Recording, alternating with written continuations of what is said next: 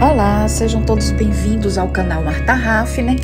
De volta aqui com vocês. Ficamos devendo a vocês, inclusive, a segunda mulher, certo? Nós falamos da primeira, que foi ali a Uda, a mulher ali, certo? Uma das que Deus usa.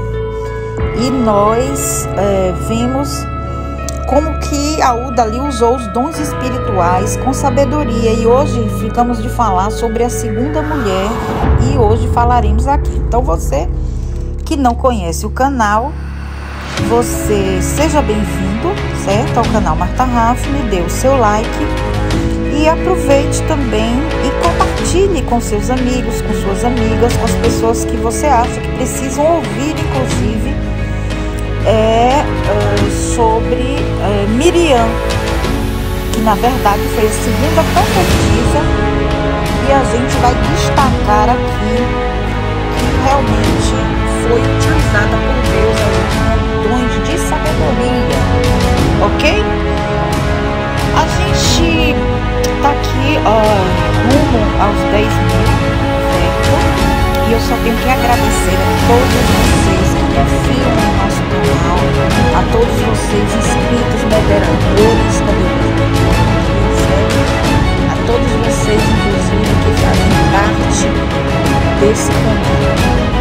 Então, meus queridos, a gente encontra a Miriam em 3 momentos importantes da sua vida. A vemos como uma líder forte, com uma mente ágil e criativa, e a gente pode ver ali em Êxodo, capítulo de número 1, versículo de número 10, a gente vai ver ela em um cenário muito bem conhecido. Eu vou ler aqui para vocês, porque aqueles que não conhecem ficam inclusive conhecendo a história de como Miriam aparece nisso ali na Bíblia Sagrada. Diz assim a palavra do Senhor: foi-se um homem da casa de Levi e casou com uma descendente de Levi, e a mulher concebeu e deu à luz um filho, e vendo que era formoso, escondeu-o por 3 meses. Não podendo, porém, escondê-lo por mais tempo, tomou um cesto de junco, calafetou-o com betume e piche, e pondo nele o menino, largou-o no carriçal à beira do rio. A irmã, que no caso era Miriam, certo? Que no caso era a irmã de Moisés, que nós vamos ver isso logo depois, não é isso? Ela ficou de longe para observar o que lhe havia de suceder. Desceu a filha de Faraó para se banhar no rio, e as suas donzelas passeavam pela beira do rio.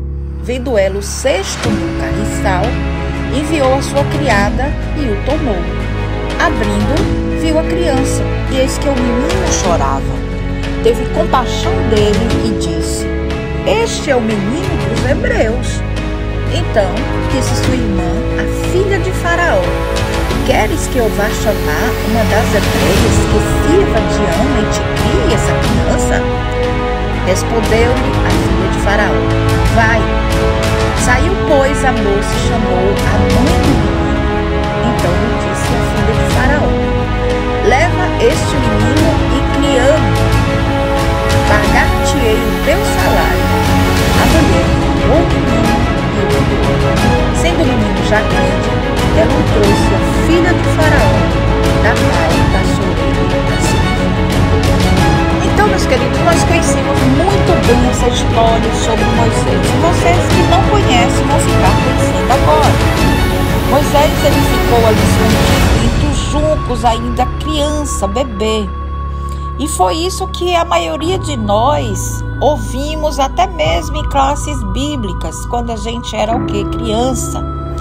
A gente aprendeu ali com uma corajosa, com uma engenhosa irmã de Moisés, a Miriam, como foi que ela salvou a vida daquele grande líder e legislador de Israel. Pense na coragem que a jovem escrava precisou ter para ir até a princesa, a filha do antigo governante, e sugerir que ela tivesse permissão para correr e encontrar uma banana para desse bebezinho ali hebreu. Imagine a mente alerta que permitiu a Miriam elaborar um plano que não apenas iria salvar seu irmãozinho da morte, como também permitiria que sua própria mãe cuidasse dele na frente de todos. Miriam tinha vigorosos dons naturais, porém ela tinha um algo mais. Vamos observar isso 8 anos mais tarde? Encontra-se ali em Êxodo capítulo 15, versículo do 20 ao 21. Diz assim: a profetisa Miriam, irmã de Arão, tomou um tamborim, e todas as mulheres saíram atrás dela com tamborins e com danças. E Miriam lhes respondia: cantai ao Senhor, porque gloriosamente triunfou e precipitou no mar o cavalo e o seu cavaleiro. Moisés, após 40 anos ali no palácio egípcio e depois 40 anos no deserto de Midian, se tornou resistente porta-voz do Senhor, o grande Deus de Israel. Ele confrontou o governante do Egito, não uma, mas 10 vezes, exigindo a libertação do povo. Deus venceu o faraó com uma série de milagres e agora os israelitas estavam na margem leste do Mar Vermelho. Após séculos de escravidão, eles estavam livres e estavam salvos. Enquanto Moisés e todo o povo entoavam cânticos de louvor a Deus, porque eles ali receberam a libertação dramática, né? A gente pode até mesmo dizer, gente, ali do poder dos egípcios. Miriam, ela guiou as mulheres cantando e dançando. Foi uma das cenas maravilhosas. Imagine vocês, pega-se um pandeiro, entendeu? E começa a cantar e a dançar. Deve inclusive ter sido um ponto alto ali da vida de Miriam, a profetisa. A gente não sabe nada praticamente como foi que ela usou ali o seu dom espiritual como profetisa. Mas nós sabemos que Deus deu a ela um papel de liderança ali na nação de Israel. O profeta Miqueias nos conta sobre isso, ali no capítulo 6 e versículo 4, quando ele diz: pois te fiz sair da terra do Egito e da casa da servidão te remi, e enviei adiante de ti Moisés, Arão e Miriam. Quer dizer, ela fez parte, inclusive, ali. Entendeu, gente? E que coisa maravilhosa quando Deus escolhe. Deus escolheu esses 3 irmãos para fazer a diferença. Miriam, ela trabalhou com seus 2 irmãos guiando o povo de Deus. Nós não sabemos as especificações de sua função ali na liderança. Sabemos apenas que ela era mais do que apenas a irmã dos 2 irmãos ali, bombásticos, né, famosos, se fosse hoje em dia, né? Sabemos que ela fazia ali parte daquela equipe. E eu gostaria de fechar aqui um texto sobre Miriam, enquanto ela era bem sucedida. Só que, infelizmente, a gente não vai poder fazer isso, porque a gente precisa seguir aqui algumas cenas, certo? E diz assim ali em Números, capítulo 12, versículo 1. Falaram Miriam e Arão contra Moisés. Olha só por quê. Por causa da mulher cuxita que tomara, pois tinha tomado a mulher cuxita. E disseram: porventura tem falado o Senhor somente por Moisés? Não tem falado também por nós? O Senhor o ouviu. Peraí, gente. Em vez de se manter ali na equipe de Moisés, Miriam e Arão voltaram-se contra ele. Vamos observar agora cuidadosamente o que é que estava acontecendo ali naquele momento.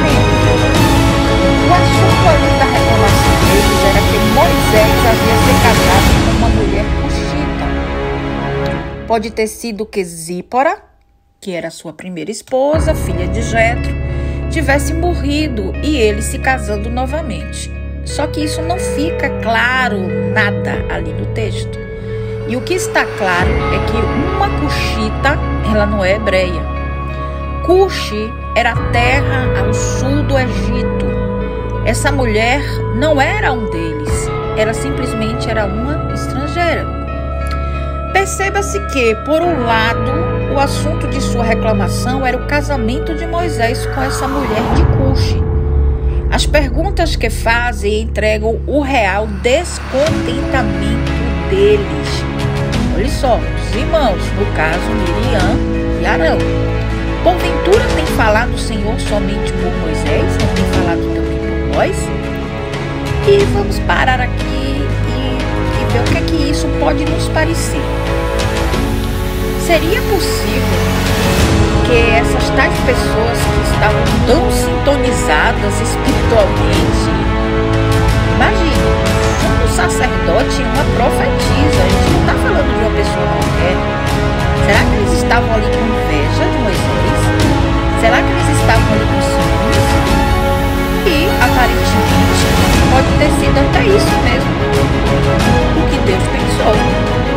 Porque a gente vai observar ali em Números capítulo 12, versículos 6 ao 8, Deus falando assim: ouve agora as minhas palavras. Ele disse: se entre vós há profeta, eu, o Senhor, em visão a ele me faço conhecer, ou falo com ele em sonhos. Não é assim que o meu servo Moisés, que é fiel em toda a minha casa, boca a boca falo com ele claramente e não por enigmas, pois ele vê a forma do Senhor. Como, pois, não temestes falar contra o meu servo, contra Moisés?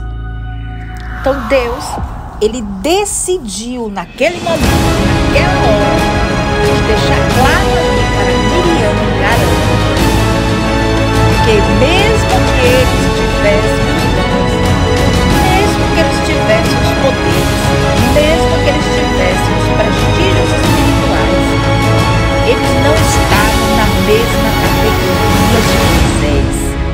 Miriam podia ter visões, Miriam podia ali ter sonhos como profetisa, mas Deus, ele lidava com Moisés de forma muito mais direta do que ele lidava ali com Miriam. E será que essa mulher brilhante estragou tudo? Será que ela deixou que a sua ambição ali egoísta privasse ali daquilo que era melhor? E Deus ali foi e colocou na linha, porque ele não considera arrogância. Deus, ele não considera a presunção, principalmente de pecados, certo? A partir, eu vejo que daquele momento, o olho de alguém ali para aquela liderança e começam mesmo a comparar e aos meus dons com o que Deus deu para ele. E a gente para e vê que existe aqui uma abertura para inveja, para uma ambição egoísta. E um dos escritores ali do Novo Testamento, Tiago, ele fala não somente sobre o perigo desse tipo de pensamento, mas também da fonte que está por trás desse pensamento. E ele nos fala ali em Tiago, capítulo 3, versículo 13 a 16. Quem entre vós é sábio e inteligente? Mostrem mansidão de sabedoria mediante condigno proceder às suas obras. Se pelo contrário tendes em vosso coração inveja amargurada e sentimento faccioso, nem vos glorieis disso, nem mintais contra a verdade. Esta não é a sabedoria que desce lá do céu, antes é terrena, animal e demoníaca. Pois onde a inveja e sentimento faccioso, aí há confusão e desprezo. Miriam teve problemas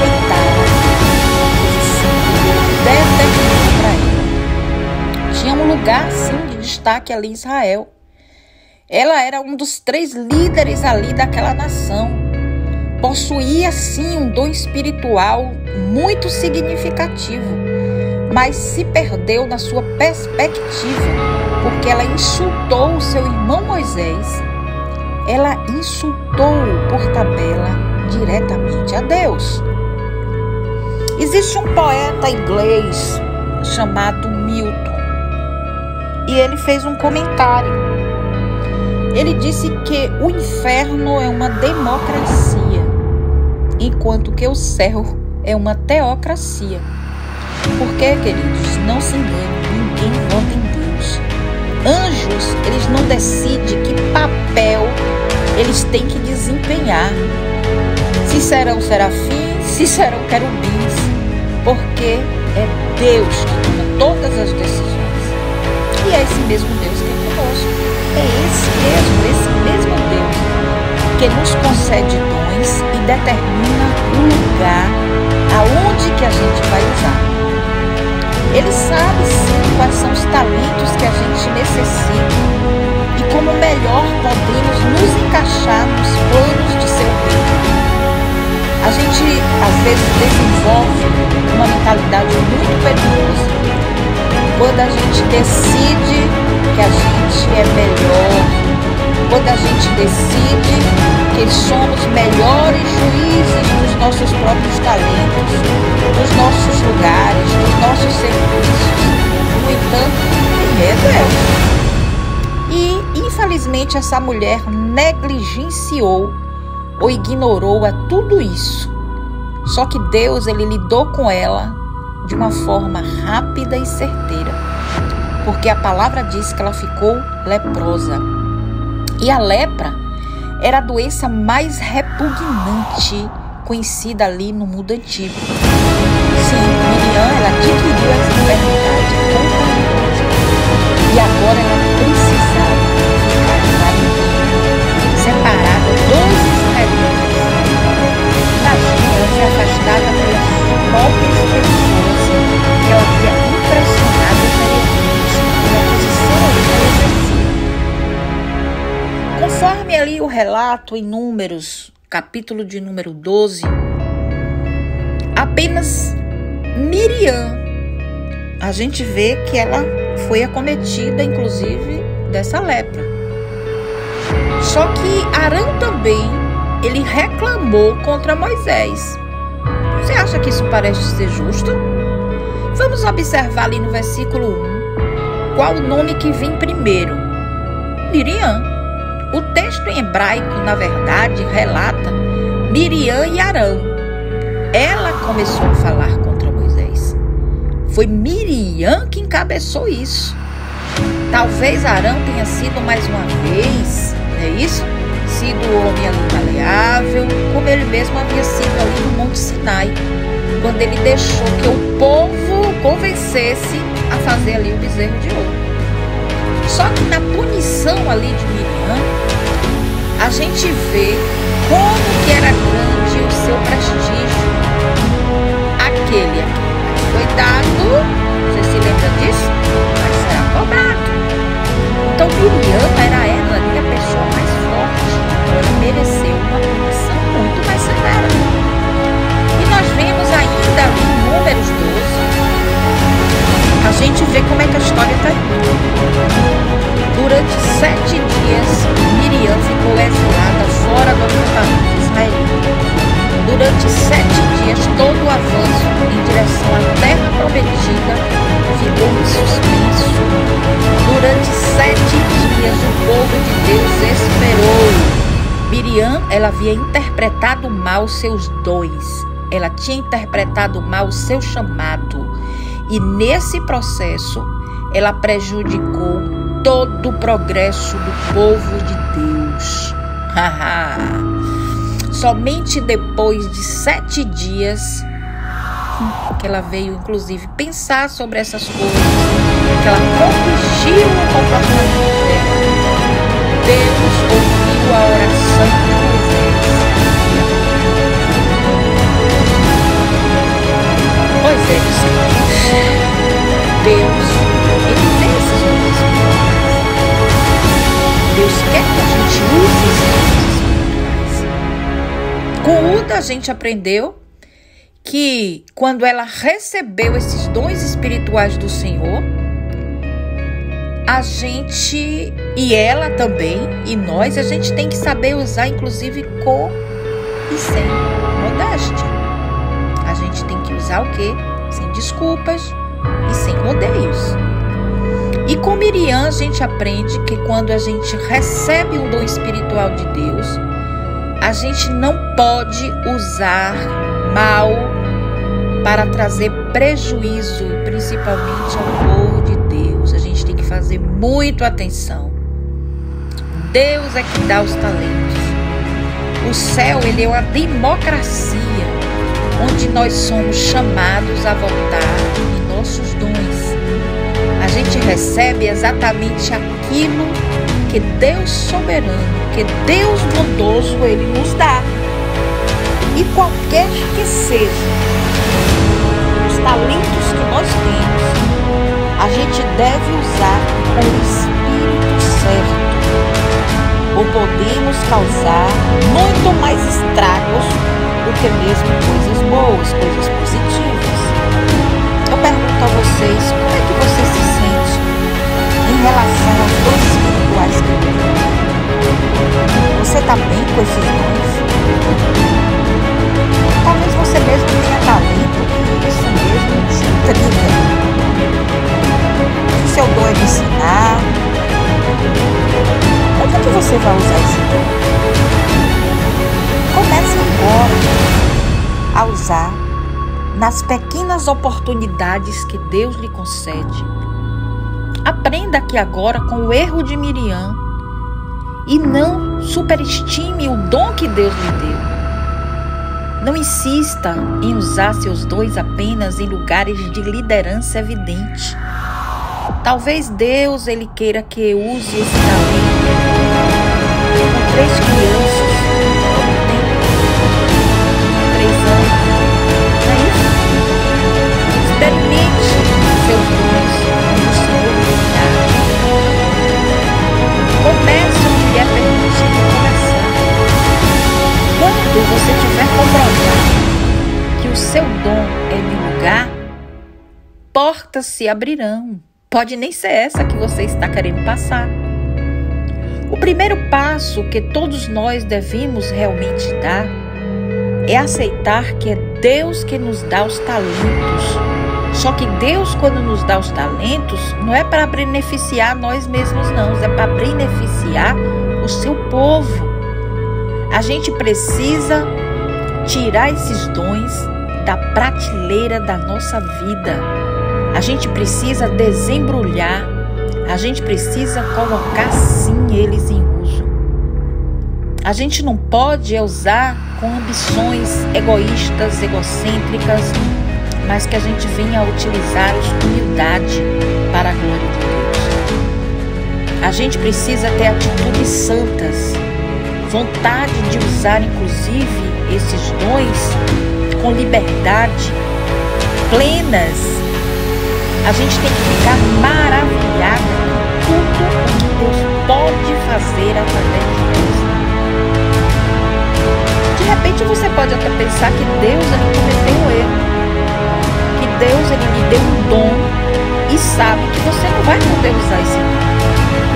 Mas se você crê que o Senhor é soberano, que o Senhor é bondoso, então você deve crer que Ele pretende usar este dom.